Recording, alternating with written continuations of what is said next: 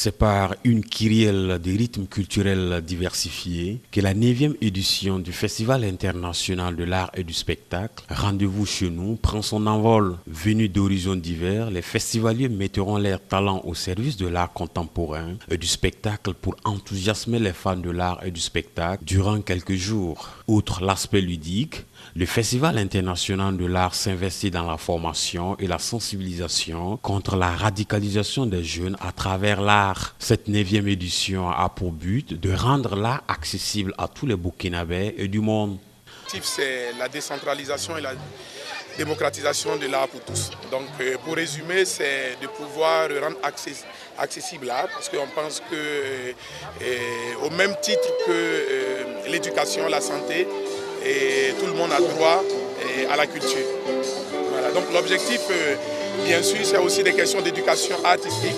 Voilà pourquoi nous travaillons dans les villages, dans des écoles et autres, tout ça, pour que les enfants, depuis le bas âge, puissent comprendre c'est quoi la valeur de la culture et connaître aussi la culture et les cultures d'ailleurs. Le premier responsable du festival revient sur l'aspect didactique de l'événement. On travaille cette année avec les chercheurs de l'IRD, des chercheurs burkinabés, des universitaires sur des questions de radicalisation. Parce que le thème du festival, c'est l'art dans l'espace public, dans la lutte contre la radicalisation.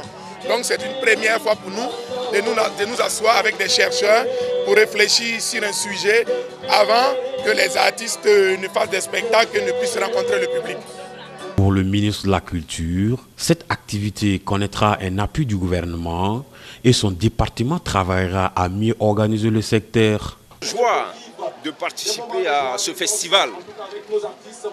Ce festival qui donne beaucoup de bonheur, comme vous l'aurez remarqué, par la présence de nombreux enfants.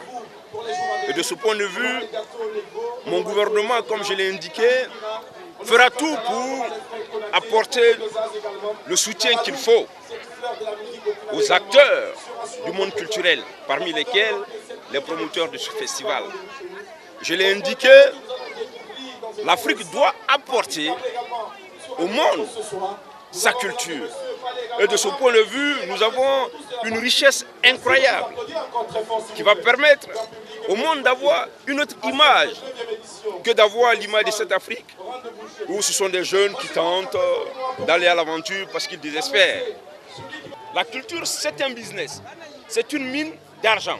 Mais déjà, avec les acteurs, il faut qu'on l'organise mieux. Donc nous allons renforcer le cadre qui existe. Profitant de cette aubaine, le promoteur lance un appel aux Agavillois de venir se ressourcer culturellement, car comme dit l'adage, un homme sans culture est un homme sans âme.